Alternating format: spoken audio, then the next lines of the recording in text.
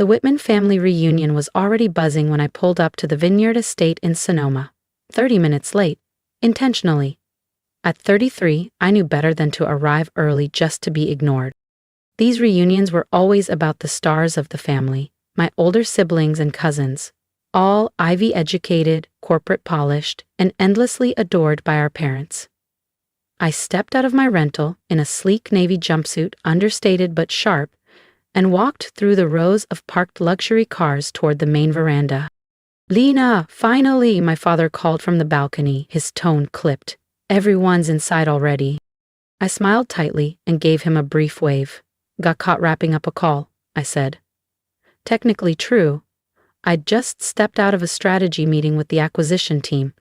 "You're still doing that remote work?" he asked, already half put in back toward the party. Before I could answer, Camille appeared at my side. At 36, she was the pride of the family, co-o of Whitman and Reed Investments, our grandfather's legacy firm. "Lena," she said with a smooth, practiced grin. "We were just toasting our latest merger, $40 million, 0 cents in post-tax profit." She eyed my outfit, then my shoes. "Still with that little freelance gig?" "Still managing small portfolios," I replied, knowing full well she'd scoff. Camille chuckled softly. "Well, you know we're always hiring. Analyst roles open every year. It's good experience, even if it's not glamorous." I nodded politely, but inside I nearly laughed.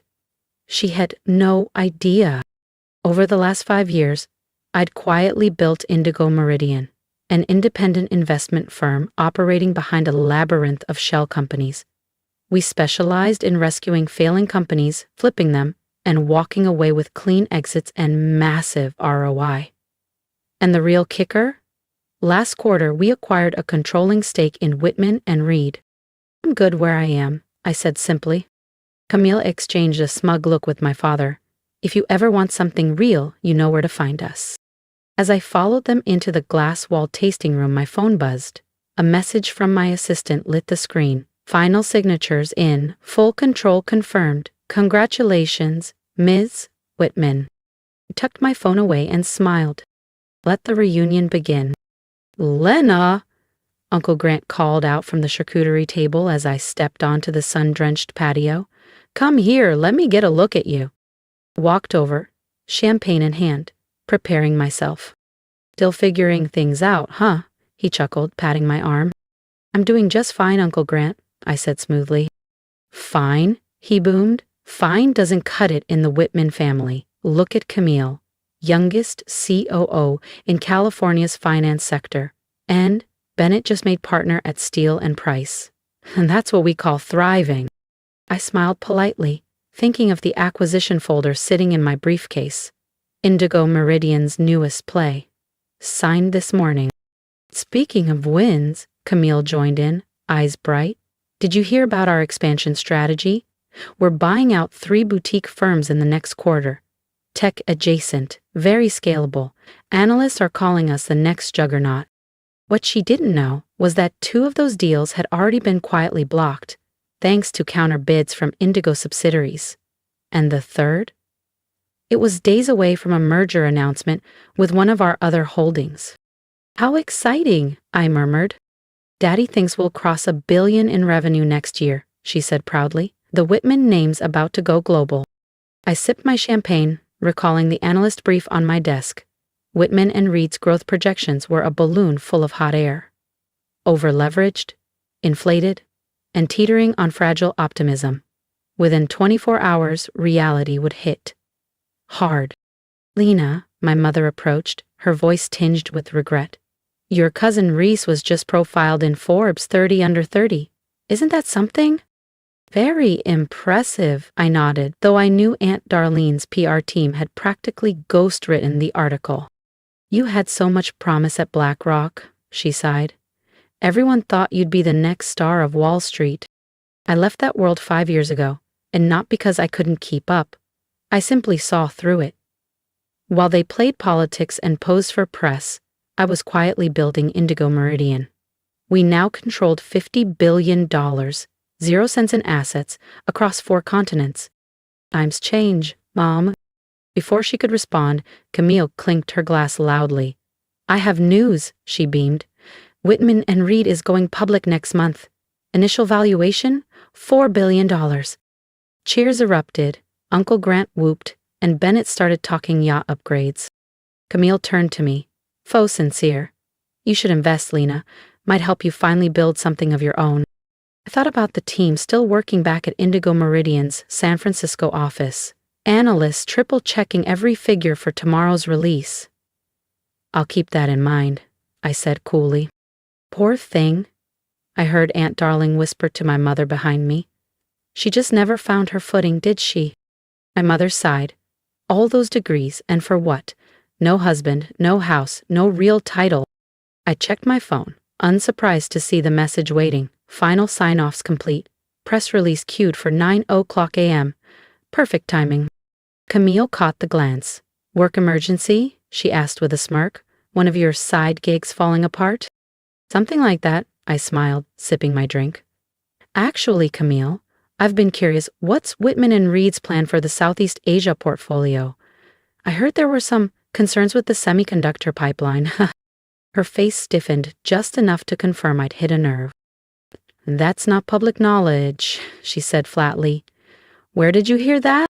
Oh, you know how things travel in our world, I said, letting the silence hang. Especially with companies headed for an IPO. She straightened. Everything is fine. Our IPO is proceeding exactly as planned. What she didn't know was that Indigo Meridian had spent the past year acquiring majority stakes in 3 of Whitman and Reed's primary suppliers and 2 of their debt holders. We weren't just watching their IPO. We were about to own it. Of course, I said, voice velvet smooth. I'm sure it'll all go just the way it's meant to. The evening wore on. Rounds of toasts, bragging, and backhanded comments aimed at me. I let them roll past, glass in hand, expression unreadable. As the party thinned out, Camille leaned in. You know, Lena, you could still come work for us. Entry level, of course. But family looks out for family. I studied her. You're absolutely right, Camille. Family should help family. She laughed lightly, not sensing the shift in my tone. What could you possibly teach me about business? You'd be surprised, I said, checking my phone one last time. Everything was greenlit. The next morning, I sat alone in my penthouse overlooking downtown San Francisco. Presswire notifications started pouring in, and the Whitman family empire began to crumble. The San Francisco skyline gleamed in warm hues as the sun crept higher. In exactly 1 hour, the business world would wake up to a new reality. Whitman and Reed Investments was no longer under family control. Marie, my executive assistant, appeared at the door. Press releases locked and queued. All board votes confirmed. You're officially in. I adjusted the cuff of my tailored navy suit. Custom Chanel. A rare indulgence reserved for days like this. And Camille? HQ, prepping for the IPO press conference, scheduled for 9:30. That press conference, I said with a faint smile, won't be happening. Right on cue, my phone buzzed. A message from Camille. Thought about our talk. Still time to buy in before we go public. Family perks included. I didn't respond. I opened my laptop instead. Indigo Meridian acquires controlling interest in Whitman and Reed Investments. Effective immediately, executive leadership has been reassigned by board approval. At precisely 9 p.m. clock IMM, the news dropped. Brains across my office lit up. Breaking, Whitman and Reed acquired in surprise takeover. IPO plans dismantled as Indigo Meridian takes control. Mystery powerhouse strikes again. Indigo Meridian CEO revealed. My phone detonated with alerts, 7 missed calls from Camille, 10 from Uncle Grant. Even Bennett, the cocky new law partner, was trying to reach me. At 9:15, Mary returned. They're here, all of them, downstairs. I didn't even need to ask who. Send them up. Camille burst into the office first, her blazer askew, mascara streaked. What the hell did you do? She hissed. This is illegal. You can't do this. We're announcing our IPO today. Uncle Grant followed, face red, fists clenched. Where's the CEO of Indigo Meridian? I want to speak to them, now. Mom? Dad? I said softly. They stopped cold. You're speaking to her. Silence fell.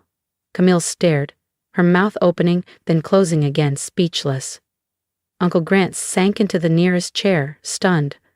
My mother clutched her pearls, eyes wide. Tates? Impossible, Camille whispered.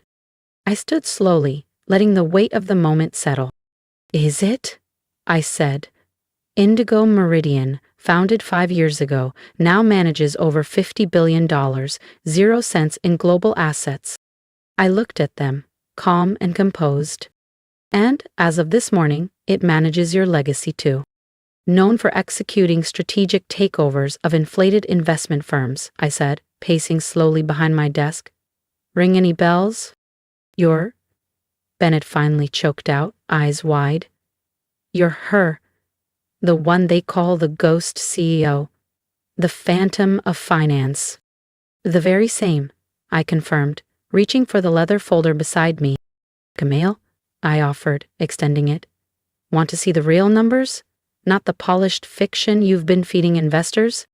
She snatched the folder with trembling fingers, flipping through pages dense with audited data and internal communications, her face drained of color. These are internal reports. These are confidential. How did... Your semiconductor play in Vietnam is collapsing, I said calmly. Your revenue forecasts for Asia were fabricated by a contractor you failed to vet. 3 of your VPs began offloading stock last quarter, quietly. Camille opened her mouth, but I didn't let her speak. Should I continue? Uncle Grant finally found his voice. Now listen here, young lady. No, I said, sharp but cool. You listen. You built this illusion of the indestructible Whitman legacy, but it was just that, an illusion.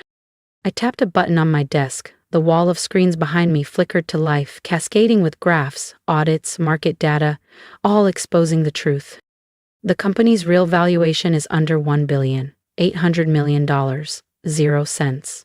Your inflated IPO number was a fantasy kept alive by wishful thinking and media spin. And now, that IPO is dead. Camille collapsed into a chair, her posture unraveling with her pride. Why? She whispered. Why would you do this? To us. I gave a quiet laugh. To us? This is the family that laughed when I left BlackRock, that offered me internships while I was building a global empire. We were trying to help, my mother said weakly. No. You were trying to box me in, mold me into someone safe and small. I stepped forward, locking eyes with them. But success isn't about fitting into your world, it's about creating mine. Uncle Grant narrowed his eyes. So this is revenge? This is business, I said. Indigo Meridian acquires underleveraged, overhyped firms and turns them into something real. That your firm happens to share my last name? That's just irony. Bennett straightened his tie. The board won't allow it.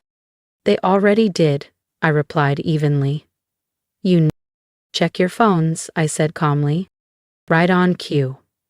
A chorus of vibrations filled the room as their devices lit up with breaking news. Financial alerts. Market analysts. Live stock trackers. Whitman and Reed Investments was tanking. Fast. Camille looked up, her mascara smeared and eyes wide with disbelief. You've destroyed everything? No, I said, firm but even. I've saved you from yourselves. Indigo Meridian specializes in turning around over-leveraged, legacy-bound firms like yours. In 6 months, Whitman and Reed will be stronger than it's been in a decade. Just not under Whitman leadership. And what happens to us? My mother asked, voice low and uncertain. I pressed another button. The screens shifted again, this time showing contracts, valuations, transition plans. You will all receive fair market compensation for your shares. Current executives will be offered generous severance. Then I gave the smallest smile. And if anyone's looking to rebuild from the ground up, I might have a few entry-level openings, just a foot in the door. The silence that followed was suffocating. Camille stood abruptly, smoothing her wrinkled blouse and pushing past Bennett. "You won't get away with this." I leaned back into my chair. "I already have." They trickled out one by one, Bennett already dialing his firm, Uncle Grant guiding a hollow-eyed Camille toward the elevator. My mother lingered at the doorway. "All this time," she murmured, "you were building this empire?" I nodded. "While you were busy being embarrassed by my so-called consulting work." She looked down, defeated. "I don't even know who you are anymore." "No," I said softly, "you never did." After they were gone, I walked to the floor-to-ceiling window. The city below buzzed with energy, just like my company now did with purpose. Marie stepped in with fresh coffee. "Security badges deactivated. Transition teams are already moving into Whitman and Reed HQ. "In the press?" I asked. "Half the financial world wants to know who the phantom CEO is. Some already suspect the family connection." I smiled. "Let them wonder. My work will speak louder than any press release." My phone buzzed again, a final message from Camille. "I hope you're happy. You've torn this family apart." I replied simply, "No, Camille. I've just shown you what real success looks like." Over the following months, Indigo Meridian rebuilt everything they'd nearly destroyed. The stock price, after its initial drop, began to recover, then rise, fueled not by hype or last names, but by actual performance and transparency. And calling me down. I kept my word about the job offers. Bennett now works in Indigo Meridian's legal department.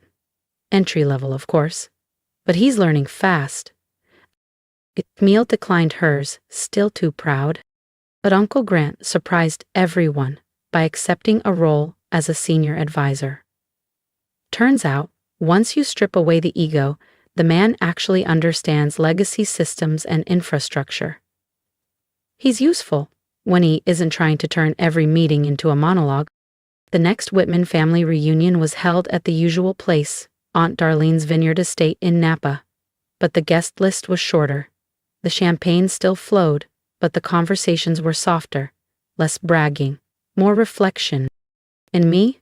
I sat where I always did, quiet, observant, glass in hand. "Lena." Camille approached near the end of the night. Her heels were lower this time. So was her tone. "I've been thinking about what you said, about what real success means."